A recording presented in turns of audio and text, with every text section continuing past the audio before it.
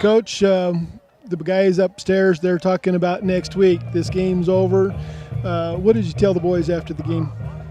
Well, we congratulated on a homecoming win, and now it's back to the drawing board, and we're also speaking next week as well.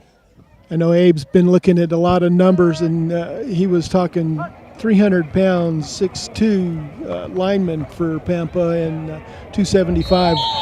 You're going to have to kind of change your way of thinking and the way of doing a few things, aren't you? Yes, we've already started some film work on them, just as they have, because they wanted to exchange over there early. But, they do have a big defensive line front and offensive line front, but, we feel like we can go down there and compete. We tell our kids, they're putting their pants on the same way we are. They might be a little bit bigger, but Raton has been always known for lack of size, but big in heart. So we're hoping that we go down there and compete. That's what we want them to do. Go down there and compete and not make any excuses and not go down there timid. We got to play in big games, and we got to understand the situation. If we want to win our district and get into the playoffs, we got to compete. So hopefully we have a great game plan this week and have a great practice and go down there to Delhart and compete against Pampa. Well, that's one of the things, too. You get some of them big players. They don't always move as fast, and we do have our running backs, our wide receivers, and tight ends are all fast players. So you're going to look at probably maybe getting the ball out a little wider to them. Yeah, definitely. We're not going to get in there and get in a tight formation and try to pound the ball. I mean, that wouldn't make sense, So we really got to work on spreading the ball out and using our speed and using what we are successful at, and that's athletic kids getting to the outside, mix it up, and see what we can do. Now it's going to make your defense a whole lot different than what you're normally used to. That size difference is going to be a problem defensively. What are you looking at there? Well, as far as our defense, Coach Milano's coming up with a good plan.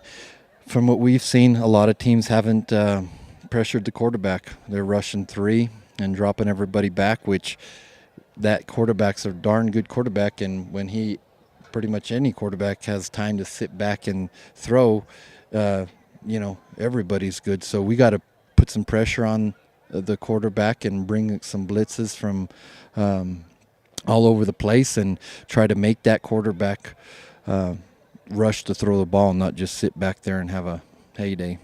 Well, that was one of the things that Coach Elliott said. The Pampa team likes to pass. They like to put that ball up in the air, so they're going to do a lot of that anyway. So what about the backfield or the secondary? Are you going to have them a few extra people in that one?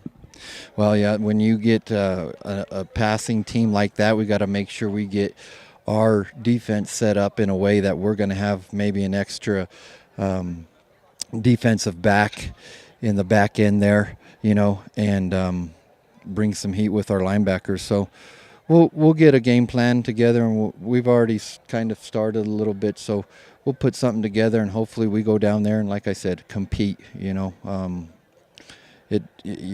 Hopefully we might surprise them. You never know. As long as our guys have a good mentality and they go down there not to lose and to play to win, I don't have a problem with that. We play on natural grass up here. Down there, it's going to be AstroTurf. What are you looking at for that?